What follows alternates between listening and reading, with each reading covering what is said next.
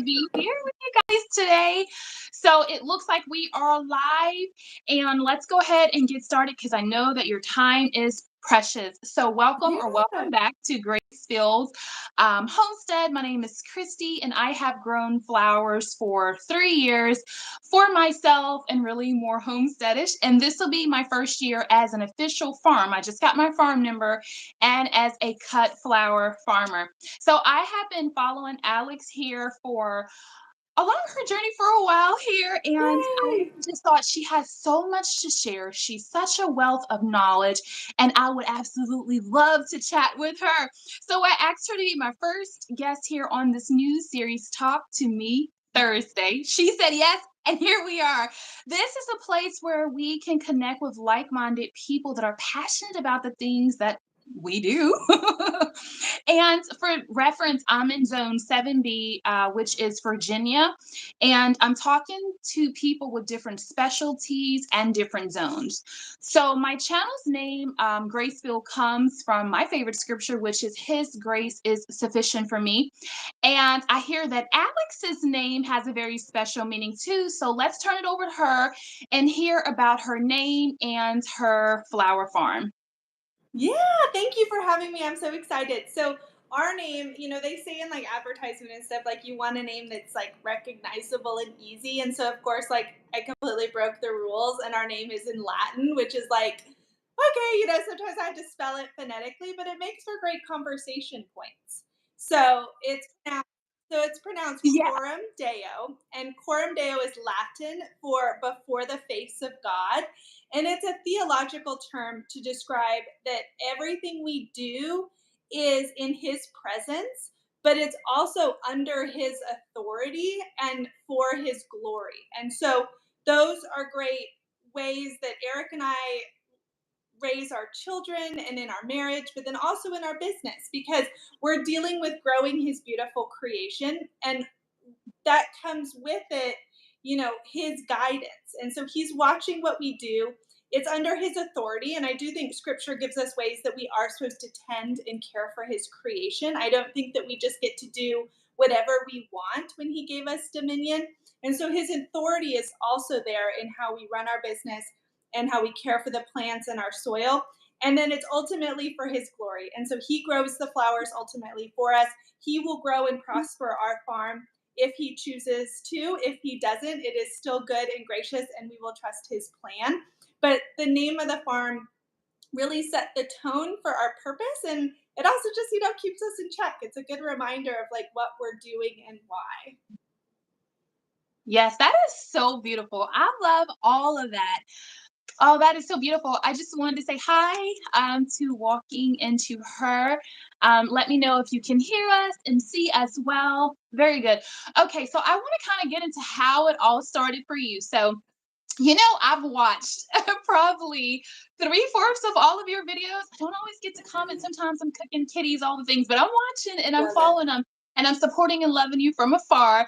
But now, when I go through your videos and do a search of all the videos on your channel, and there are a lot, and there are some really good ones, your top ones are about your flower stand. So Yeah. I just want you to take a moment and talk about the flower stand and talk about your journey and like how you got there. Yeah. So I'll do like a super quick cliff notes of like how Okay. we even became flower farmers and stuff. So my husband served in the Air Force. He was an officer in the Air Force for 20 years. And so I kind of showed up some way, at some point in that. And the Lord moved us all over, so we met in DC and Florida, Ohio, New Mexico, all of that. And all of that time I was gardening, but I couldn't do anything permanent, but I was growing my skills. I was growing my capabilities. I loved it. And then when it came time to retire, Eric, my husband, was like, I want to own my own business. I want to settle down. I want to do something permanent. I want to use our land. And so it was his vision of the business and my, I guess you could say, skill set and love for flowers that fused into us wanting to flower farm together. And now, of course, like Eric is learning about the flowers, and I think he's like almost fully capable at this point to be a flower farmer, not just have like the business vision, but he really led and encouraged in that. And I'm thankful for that. And so when we decided we wanted to flower farm, we'll talk about this, I'm sure. We have 4 young children, we homeschool them. There are stipulations on our time and our priorities. And so we knew immediately certain things just weren't going to be options. Like a farmer's market was never going to be an outlet option for us because Eric and I didn't want to split up potentially and like have one of us go to the market. We didn't want to truck 4 kids, at 5:30, 6 a.m.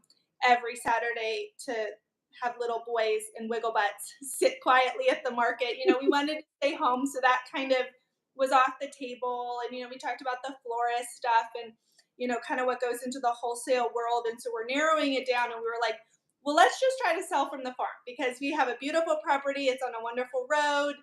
And we were like, well, let's just try. And so a lot of our first year videos that you mentioned, it is a lot of like winging it, like trying to figure out what to grow and what to do and learn Oklahoma. And I mean, I'm thankful that we started recording from the very beginning so you can see that journey and growth, and that like the expectation for a flower farm is not that you launch and you're selling 50 bouquets a Saturday. I mean, that's where we're at now, but that was not where we were in year one. I was selling like 8, and I was super excited about the 8, and we recorded that. And so I'm thankful for that. We've learned stuff and we've gotten better, but I'm thankful for those videos. Sometimes I kind of cringe a little bit because I've learned, we've done things better, we've made some better choices. So sometimes I want to take them down, but then I'm like, no, like it's good to see the progression and the journey. And so that's how the farm stand came to be. In all honesty and humility, going into year 2, which was last year for us, I hoped that we would kind of go to the 15-20 category a week. I didn't really think. I mean, of course, you dream and you hope and you plan for, but I didn't think that we would end up where we are at now going into year 3.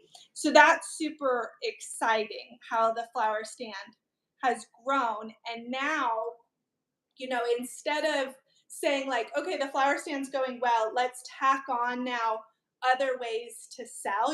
People will now ask me like, are you going to start selling to florists now, or are you going to start doing events? And our answer is no, we just want the flower stand to be bigger. We want to lean into what's working and just continue to improve and expand it instead of adding and tacking on, constantly new and different things that bring their own learning challenges and stuff. And so, like, prayerfully, we hope that the flower stand, doubles this year, and we just really lean into that.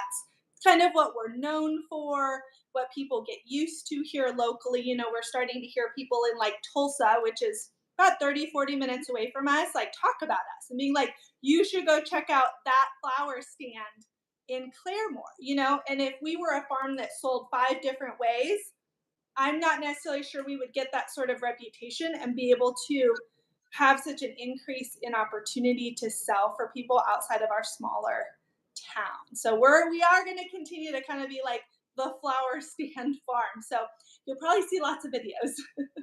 Yeah, I love that. I'm so excited. Um, next up, we're going to be moving into a question that I have for you. But before I do that, I just want to comment on what you said. I love that you're staying where you are and really just being faithful to the goal. And I think that's why it's so important to vision, plan, to have your why, to have your mission statements, to have all these things. Because when you have that, you don't want to deviate too far away from that. And so your plan was to be home, not doing markets, not being split up, and so I love that you're being faithful to that. My dream is to do something similar because I do have a flower shed here on the property. And then I'm branching off to like a mini pick your own, and people can also get produce and things like that, eggs. So I think that that would be great. But for this first year, because I am rural, I don't know exactly how much traffic is going to come this way. I did sign up for a farmer's market 1 day a week. So hopefully after this season, it can just be word of mouth and community. But Yeah. for now, that's kind of what it is. But I just wanted to comment that. So my next question is, what flower has yielded the highest profit for you on your farm? Ooh, That's a tough one. that's okay. That's an interesting one. So because what you said is highest profit. You didn't say highest value, that the flower itself sells for. And I think that matters. And so Okay. the when I'm including labor, which I know becomes very hard to quantify because it's easy to count stems and price and what you sell, and it's hard to quantify your time. And so I would say ultimately the most profitable because of labor would be sunflowers. We can Mm, direct we can direct sow them. I've gotten to the point now where I can harvest them so quickly. And so that's super sure. I don't have to fertilize them. We sometimes spray depending on the time of year. Like in the early summer, there's a lot of like caterpillars and stuff. So we kind of have to deal with like the munching, but I'm not fertilizing, I'm not really spraying, I'm not netting, I'm direct sowing. I can harvest them quickly.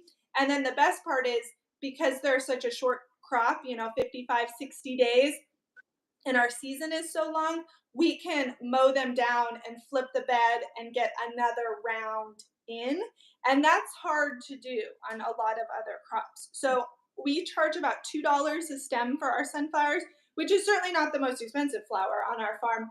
But the volume coupled with the lower labor, it's just such a workhorse. And we're more rural, we're more country. It's Oklahoma. It's not like an urban upscale market aesthetic. And so my customers love sunflowers. I mean, they would buy straight bunches. They count the days until the sunflowers are ready. And it's like, then I'm going to give you sunflowers because that's what you want. yeah, absolutely. If you see me looking down, it's just because I'm a geek and I'm Yeah, taking notes.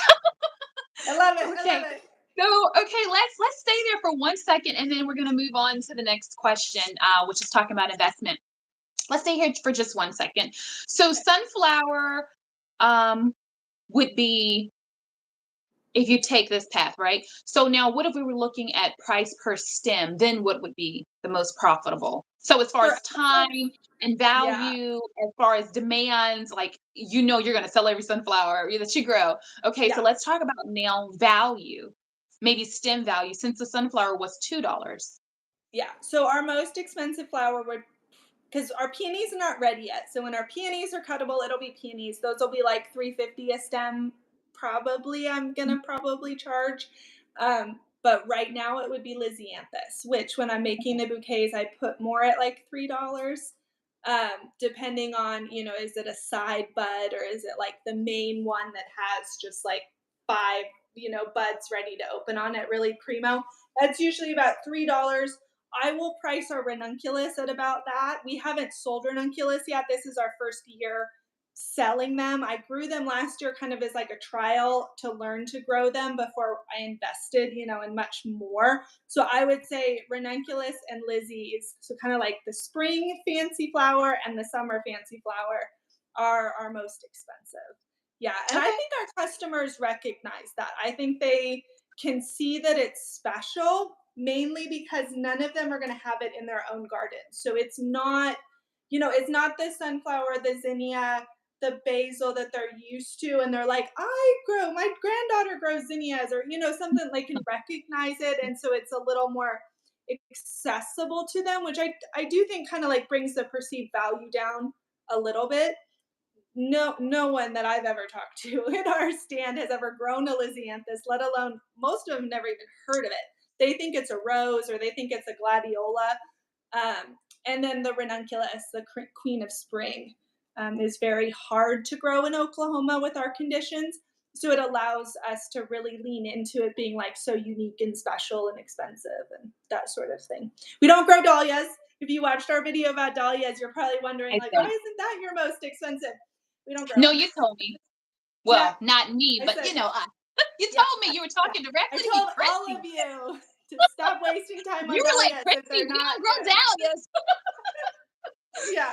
Okay, let's hop into investments here. So, what single investment has proven its weight in gold? So, what's been your best investment to date in terms of profitability? And you can kind of talk about it however you want, whether it's marketing, Yeah. irrigation, a class, a book, seeds, a tool. But then I have a question about your marketing because I saw in a Yeah. post you sold 36 bouquets in 1 hour. Yeah, Wow, that's about what we do. Yeah. Yeah, we can talk about that that. was Okay, so The first one, I mean, like jokingly, when you started to ask that, my first thought was my husband because he does like 50% of the work that I don't have to. And, so like we Yeah, complement each other really well. And so, like, it's not really an investment, but he is valuable. absolutely. But so that's a really good question.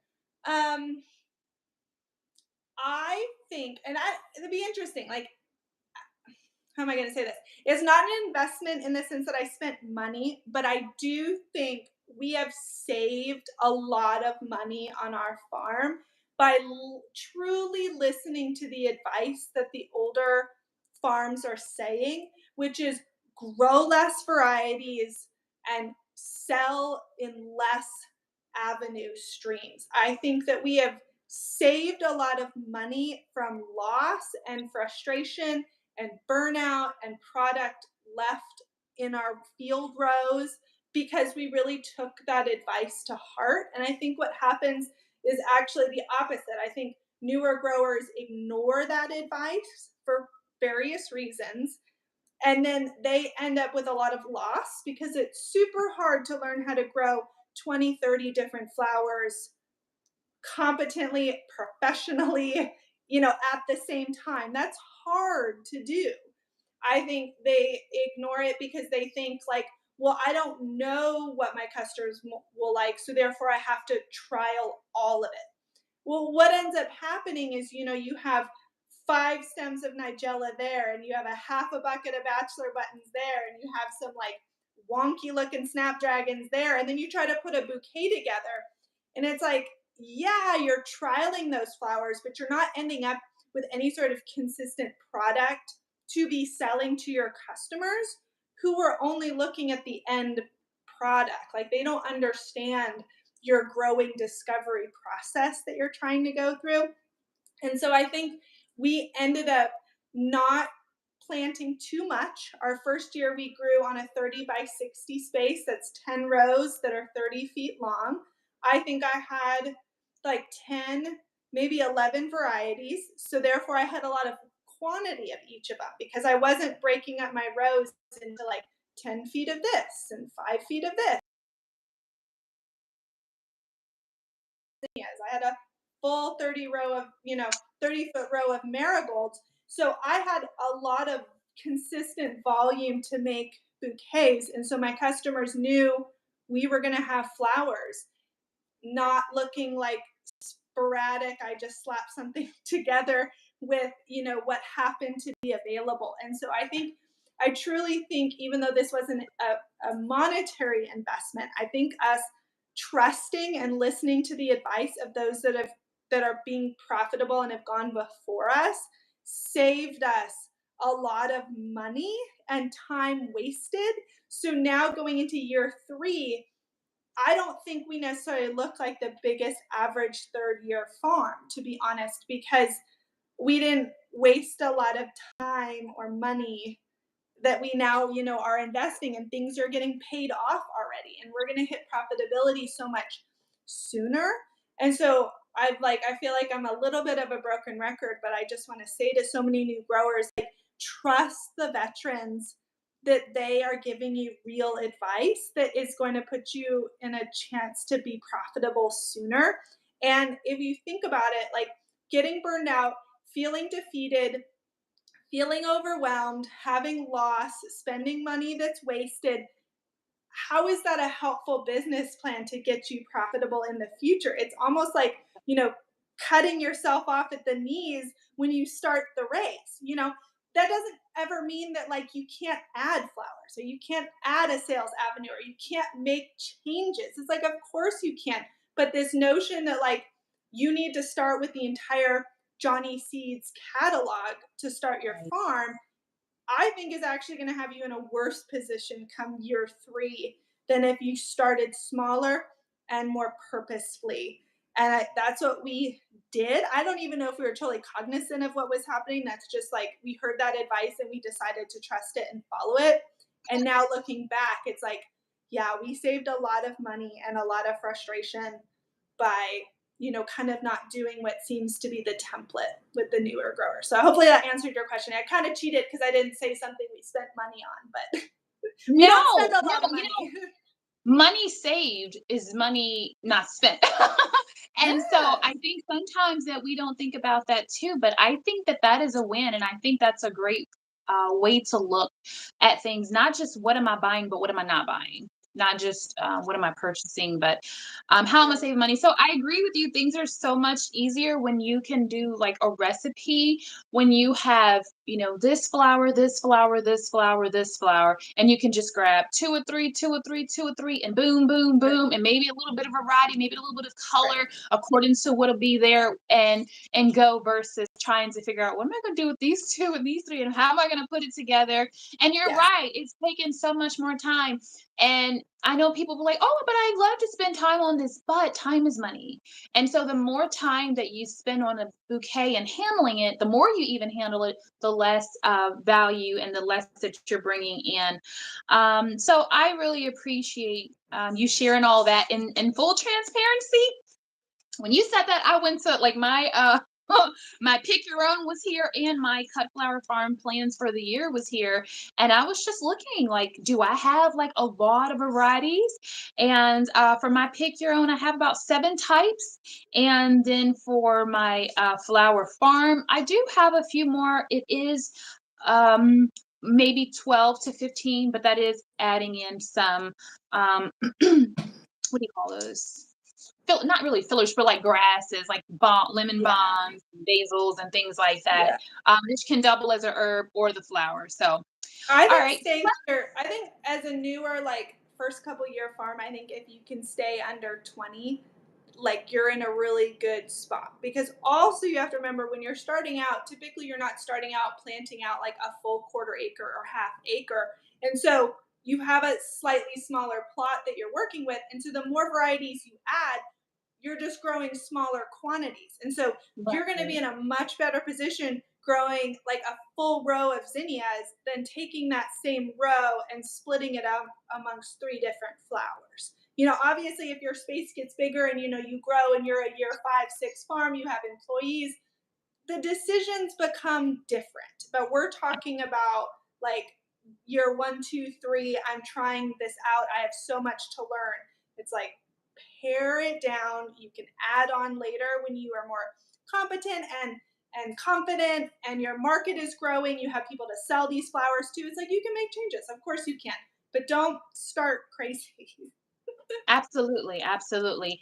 And I do have my rows kind of broken down into like the 15 feet. My rows are 70 feet long and 30 inches wide, but I do Yeah. have them broken down only because of the variety. So, the Benaries and the Queen Lime Yeah. series. So it's broken down by variety, but not multiple things. So I'm growing a full row of zinnias, a full row of sunflowers, and half a row of cosmos, the same half a row of snapdragons. Yeah, and you So might, this year you might be like, Cosmos were a complete pain in the butt, and I hated them, and I didn't cut on them because absolutely, they frustrated me. absolutely, But the Snapdragons were great, and then in year 2, you kick out the Cosmos and you grow the full row of snaps. I mean, like we're always making those kind of absolutely, observational adjustments. absolutely. Yeah.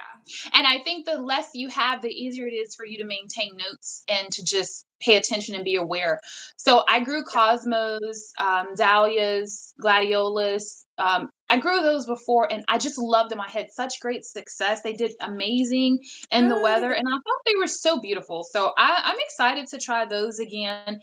And honestly, this year I'm not really growing anything that I haven't grown before. Maybe just like Rebecca, the purple ones, but then I've grown just the plain black eyed Susan. So I like the idea of simple is best. So let's move more into like personal life, because we've talked faith. Now let's kind of talk a little bit about family, and we've obviously been talking Yeah. flowers. So we both have kids and we both homeschool. I have 5 kids. I think you have 4 kids. So Yep. how do you get the kids involved? Is it like a timer, like a pass? Like is it cash, snacks, etc.? That's kind of it's a two-parted question. And then the Yeah. second part of it, how do you balance everything as a daughter, right? As a wife, a mom, a teacher, a business owner? Yeah. So the first one with the kids, multiple answers. Practically, we we balance between some involvement is not optional, and I'll talk about that, and then some is just if they want to. And so Mhm. in our family, like Saturdays with the flower stand and with Eric having a full-time job during the week, Saturdays are just really big. The kids call them work Saturdays, if that gives you a hint. And it's just a lot. We have the flower stand. That's when we're doing a lot of farm chores together. Eric's around. And so I should say we have four children. It's 9, 7, 5, 3. And so the ages do matter here. But for the older ones, the 9 and the 7-year old, and then the moderately the 5-year old, they're working on Saturday. But the thing is, they get paid for it. And so they get paid on Saturdays, and so it's a parental lesson and a tool to teach them hard work and diligence and working with excellence, accomplishing a task well done. It is teaching them that, about business of like, you work hard, you get this result, teaching them those sorts of things. It's just good for their body to work and exercise, and the boys especially use their muscles. So it's all the above, but we pay them because what does it say in scripture? It says like the worker is due his wages. And so there's that element of they're earning money. And so it's work Saturdays. That's kind of like the not optional element. And of course, each of them get tasks based on their ages. So the 5-year old might wash some buckets, the 3-year old might pick up some stakes and move them over there, so we make it reasonable so that they can feel successful and accomplished. The 7-year old is kind of working, the 9-year old work pretty much the whole day with us. So there's that element. And then the not required is they're always welcome to be with me when I'm doing farm tasks. And, in humility, there are times when I need to repent of, my frustration or my attitude, if I'm trying to be hyper efficient or I just want to get the task done so I can move on. It's like having a 3-year old underfoot is going to slow you down, or, the stem might get cracked, or, things happen. And so it's sanctifying for us as parents, but it is the best way to not exasperate or embitter our children if they feel like, well, mom and dad have their farm and we are outside of it and we're Right. a nuisance, or we're being swatted away, or when they're doing that, it's not for us, and so sometimes we do have to work hard to slow down at the job or recognize that it's going to take us longer, or sometimes if I'm cutting sunflowers, for example, and I obviously want to be efficient, and the 3-year old asks if he can carry the stems to the bucket at the end of the row. That's when the mother hat is operational, and I need to say yes. And so his little hands take the sunflowers to the bucket, and I kind of chuckle because in the beginning, my sin nature wants to be like, "Oh, I just want to get this done." But then he's 3, and so he lasts like 4 trips, and then he's over it and wants to go sword fight with his brothers. And it's like, well, by me saying no, I discouraged him, and it saved me 4 minutes. And so that's been like a good lesson to be like, let them be involved when they want to, and it is going to be okay and it's valuable for them. And so for our children, they are not annoyed by the farm. They don't roll their eyes on work Saturday. They don't like hide from the space because they don't want to be around it.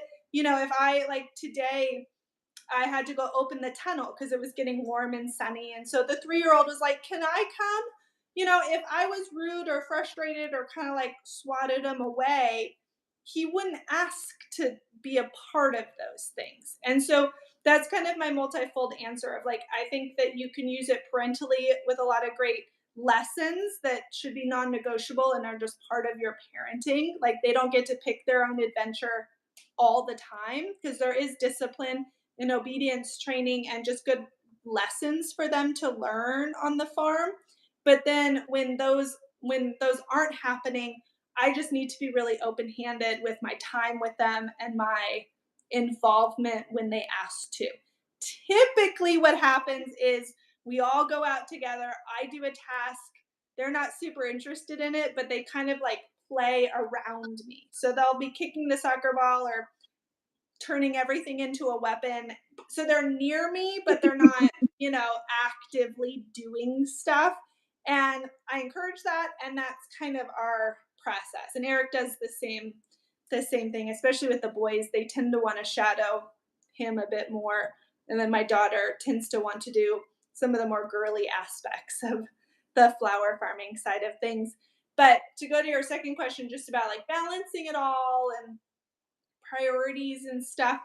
Um, I think it goes back to what you said about like you need to know your why, you need to know your boundaries and your convictions to apply them to the various scenarios. And so, like going into this, I know that being a wife is first, being a mother is second, and being a flower farmer business owner is third. And so, I have to keep those priorities constantly in assessment, and obviously we don't nail it every single time, but I mean, it's a good reminder. So, like, for example, if I'm on my phone too much with like social media or doing a task means that like dinner is really bad because I just didn't plan my day accordingly. It's like, yes, we all survive, but as a pattern, it's important that like dinner is the priority and I fit the farming task into that. And so maybe that means getting up earlier in the morning, maybe that means planning out my week better. But if the farm leads, that's ultimately not success because I failed in like higher priorities. Obviously everything is a season, so things are not always pressing on you at the same level all the time. So, like, for example, it's January. I don't have a lot of tasks. Like, homeschool is fairly easy. We're getting a lot done. I use it as the opportunity to spring clean and make freezer meals and just do things because my time, do other things with my time. I know that come April, it's going to feel like we're riding the rapids trying to keep up with everything. And so in order to do that well, I'm gonna need to think maybe in February, like, can I do freezer meals? Can we do like double days with homeschool and kind of like front load a bunch of work so that we can just take 2, 3 weeks off? That's the blessing of homeschool. It's like, well, instead of trying to juggle all of it, let's do some more in February and do a longer spring break in April when the tulips are blooming. So trying to make those assessments to keep priorities in check keeps this being an option. Because obviously, if Eric and I sense that we're failing either in our marriage or with the kids, like the farm goes away. Like it's just not an option to lose our kids or to have marital problems for flowers. It's so putting in that effort daily and weekly and just repenting when you mess it up and making corrections when you see them or that something's coming and you pre-plan for it makes having this side business possible. Oh, does that answer? Yeah. Oh, absolutely. Absolutely. And to that one, I just want to add my oldest is 17. He'll actually be graduating Ooh. next year. And one of the things from the time he was little, I always allowed anyone to help, be it in the kitchen, no matter what I was doing. And there's some times where I'm like, and I'm like legitimately holding my breath and like, oh my goodness, and all the things. But I'll tell you what, I now have a 17-year-old and a 14-year-old that know how to cook and that Yeah. know how to do so many things because I allow them. And honestly, whether I need something or not, every time they say, "Mom, do you need something?" Yeah, I do. I say Yeah. yes. And do you need help? Yes, I really need your help. I was waiting for you to Yeah. come. And No, that's a blessing. well, I'm because they glad you keep said coming. yes. And that's good. I'm glad you shared your fruit there because like it takes time, like Yes. putting in this work with a 5-year-old. I'm not probably going to see it until, like you said, you have 14-year-olds, you have 17-year-olds that are competent and hardworking and want to be around you. And that was because of like the incremental small work that you did over a long period of time that ends Long, up happening. long, long Long. period of time. So I have a 7, a 9, 11, and then the 14 and 17. So, so I kind of have a variety of ages. So the older 4 are boys, and the youngest is a girl. And so because I've always said yes, and because I've always allowed them, they know that Mama needs us. Mama needs help. Yeah. Mama wants help. Mama wants us around. Versus where I've seen other people like, no, I don't want your help. Get away. Leave me alone. And believe it or not, then the kids leave them alone and they go away. And then later they're like, I don't understand why my kid. Well, I know why, but I'm not going to say that. Like, because what you start will be how things go. So, Yeah. I mean, if anybody watches this, I know a lot of people will watch the replay, but for the people who watch the Yeah. replay, if it's hard right now, just hang in there. Take those Yeah. deep breaths, take those swallows of water, because you'll really thank yourself years to come. Seriously, and my 17-year-old is phenomenal. I couldn't ask for anything better. So, Yeah.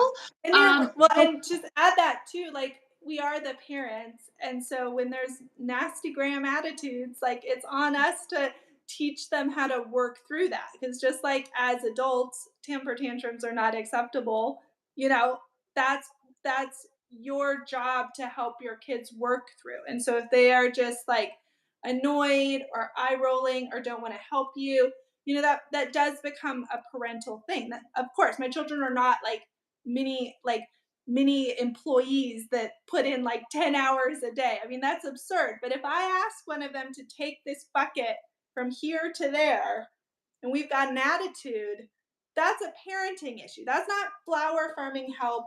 That has nothing to do with the business. That's a direct parenting opportunity for me. It came about because of the farm, but that became just then that incident such a much bigger opportunity for me to work through their attitude and working hard and accomplishing a task, with a smile, that's that sort of thing. And so the having the farm creates, I think, great opportunity for teaching that maybe doesn't happen if you're not doing those sorts of tasks with your kids. But yeah, it's possible to raise joyful children. yeah, yeah. Yeah. Um, I absolutely agree with that. I tell my family, we win together, we lose together. And I say, which team are Yeah. you on, the winning team or the losing team? Okay, so we're gonna wrap it up. I want to know, what can we expect from you in 2024? And while she's telling us that, if anyone has a question, you can put that on the screen. We'll take one question, and then we'll wrap it up. Or Awesome. if you, because I wanted to be true to our time. I was saying Oh, 25, 30 minutes, kids are but if you have, kids are napping, so we can keep okay, chatting if you have more questions. okay, I'm if you totally have good. something that's on your heart, if you have Yeah, something that you feel led to share or that you want to, impress, you're welcome to. If not, yeah, this is great. But if there's something that you want to share, I want to give you time. I want to give you yeah. space for that. I don't care if it's about a flower or whatever it is. So let Yeah. me tell us So, what we can expect from you, and then if you have yeah. something on your heart, share that. Yeah, so to expect, since we're like, the off season it's a blessing. The Lord created seasons for a reason. There's a reason we have the Sabbath on Sunday. So trusting that like winters serve a purpose, even though we're all excited to get back into flowers. And so we're trying to use that off season fruitfully, especially on our YouTube channel with like the interviews we've been doing and just some of the videos Eric and I have been putting out, just really getting a chance to talk about profitable flower farming, the business side, things maybe that aren't, some of the more truthful things that aren't talked about, listening to some really wise voices and stuff. So I have another interview lined up for the end of January, and she is in the like wholesale world. And so I know I normally talk about retail, but not everyone that watches our videos only does retail. And so I wanted to bring that voice in to be helpful for people that choose to go the wholesale route or the farmer florist or the wedding work. So I'm really excited to talk to her. So that's end of the month. We've got another interview in February. We have our tulip video we filmed that Eric needs to edit.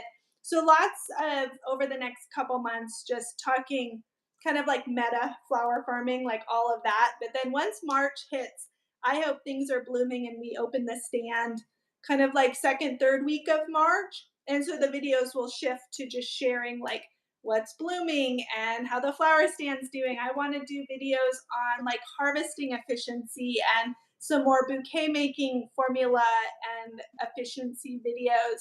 I want to talk more about marketing and how to sell your flowers. So not just grow the beautiful flowers, but how do you actually sell them? Because that's how you're a business. And so, yeah, I mean, I don't know. It's a little bit hard to put yourself out there, because like we're planning for a big year, we're praying for a big year, we're putting it out there that we hope it's a big year, So there's like the butterflies of like, are people going to show up again?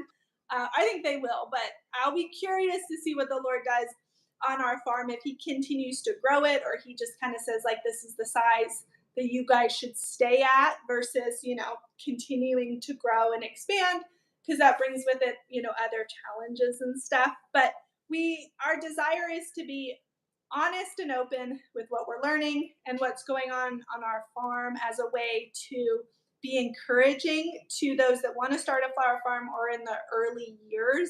Because I know for me, it felt overwhelming looking at like the 8-year farms, the big farms with employees and 5 high tunnels and all of that. Because it's hard to be like, well, I'm looking at my backyard and I'm looking at your farm and I don't see the like how you got there. And so we kind of hope to be that like middle person, to be like, we have videos of our first year, but now we're entering year 3 and we have a high tunnel now, and this is our sales volume, and kind of like continue to connect that bridge to the aspirational bigger farms. But what you said, and I think this fits on your channel, especially with like faith and family and all of that, one encouragement that I would give very seriously, especially since women tend to be the ones that want to start the flower farm and do that, is to involve your husband. That doesn't mean that he has to be like 50-50 like Eric and I are. That doesn't mean that he has to know every flower. But from a showing respect standpoint, from allowing him to be a leader in his home, and also as a marital connection point, I would caution against putting your flower farm as like a side hustle in your own silo that's completely yours and it's separated from your husband and children. I think that integrating it in ways that work with your family is the wisest way to continue forward and to have it for years to come than if you kind of like side hustle boss babe it to the ignoring, and that can come in the way of like, before you spend things, have a conversation with your husband. Flower farming is a higher upfront investment. Like, have that conversation, show the respect enough to know that like you're spending family money on this project, and it shows respect to have those conversations and explain why or what you want to do with it, or include them. What do you think? Should we not?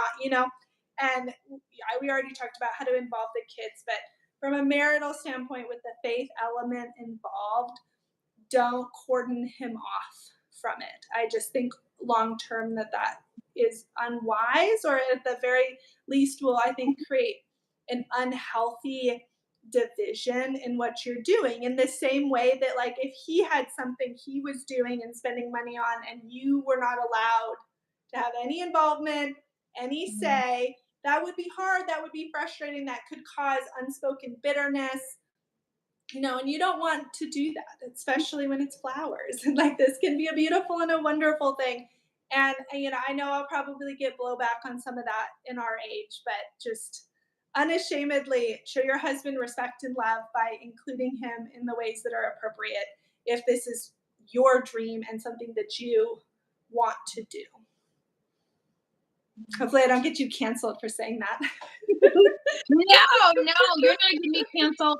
So this is actually my offshoot, if you will, right? Like, so this is my secondary channel. So my main channel is actually called Grace.Filled, and it's all faith It's Good. all Bible, it's all biblical, it's all homemaking, homekeeping, Love it. it's canning and all the things and, Yeah. organizing and really just being a good steward and talking about how to be a better wife. And so I That's a think good way to put it, a good steward of your family's resources, a good steward in your family. That's the good word oh, choice to use. that is my mission statement. I believe that all things grow with his grace, but that we are to be good stewards over all that we've been given. And so for everything, I'm asking myself, am I stewarding this well? Am I stewarding that Yeah, well? Am I being the best steward of my time, of my resources, of my love? Just all of the areas. So no, yeah. it's no pushback. My name is Grace.Filled. So I think There when you you see go. the name, you already know what it is. And so I You mean, are my people. you already know when you see Grace, and I don't hide how I feel. I don't hide my beliefs, or anything like Yeah. that because I want to be as much of a light as I can be. So yeah, I appreciated you sharing that, and I think if I added something to that, I would say just because it's your dream doesn't mean that it's everybody else's dream. I have a husband, I have 5 children. This is my dream. It doesn't mean it's their dream. If they want to help me, or if I have a guideline of what I'm expecting them to do, if I say everybody gives me 1 hour this day or once a day or whatever the case may be, then you have these parameters. But I don't expect them to eat, live, breathe this flower thing. I don't expect them to be there with me color coordinating and matching and accent all that. Like I don't expect that. Yeah. From them because it is something that I believe in. But I think about the little red hen as well.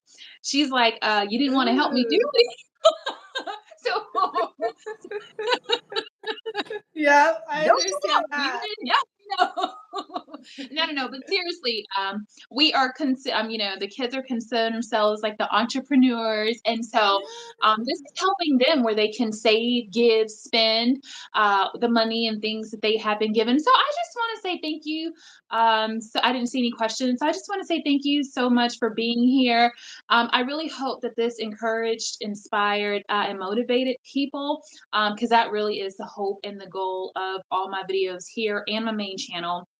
And I've actually been on that main channel for 8 years. So, That's hmm, awesome. quite a bit. So I'm on Instagram and Facebook at Grace.Filled Gardens. Yeah. And I do have a pick your own that'll be opening this summer, and I have a CSA that is open. Why don't you tell them how they can reach you? And then just want to say thank you again for blessing us with your presence. Yeah, so if you're a flower farmer, I would direct you to our YouTube channel, which is Coram Flower Farm, and the same on Instagram. Our Facebook business page tends to just be me talking to my Oklahoma customers, and so it's probably not quite as relevant. But if you're also a flower farmer, we have a Facebook group that I admin called Profitable Flower Farming for Beginners, which again, kind of like that bridge, that you can jump in the deep end of the pool and feel like you don't fit and it's overwhelming. And so that's one of the reasons I created that group to kind of like, let's start from the ground up. How do we build these farms and businesses? So, yeah, Instagram, YouTube, and that Facebook group, I think would be a great fit. If for some reason you are in Oklahoma, you are welcome to follow our Facebook page. But if not, it probably won't be as relevant. But I'd love to have you guys, especially in the group, the Facebook group, which you're in, Chrissy, I think is great for asking questions. And sometimes my DMs get a little overwhelming, but I try, to get through and go through and answer questions and just be generally available. So Yeah, that group is awesome. So thank you again so much for this time. I'm so yeah, excited. I'm this so was fun. excited about the year to come and the flowers. And one of my biggest takeaways and thought processes for the year is take more pictures, take more pictures, take more pictures. Yeah. Mhm. And Yeah, to add to that, one thing I need to do a better job. I don't like making Instagram reels. I kind of drag my feet, but you kind of need to for the algorithm is when you go to take a picture, turn it to video and do like a 3-4 second pan. And then you yeah, have two different options of how to use it. I was like, that's so smart. So I'm going to try to do yeah. better at that this year myself. Yeah, when I was choosing when I was like, "Send me the picture for the thumbnails," and I was like, "Man, all these flowers and all these pictures, and I'm not in them." And so Yeah. it was hard, so that's why I was like, that is my goal to make sure that I get more pictures. So Yeah. anyway, thank you again for being here. I do appreciate it. Yeah. Thank you. Everyone, I hope that you have an amazing day. Peace and blessings.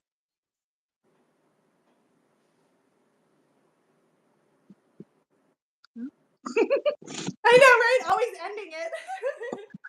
Or just stay for a little bit longer. I'll just smile. I can't get it all. Okay. How do we end it?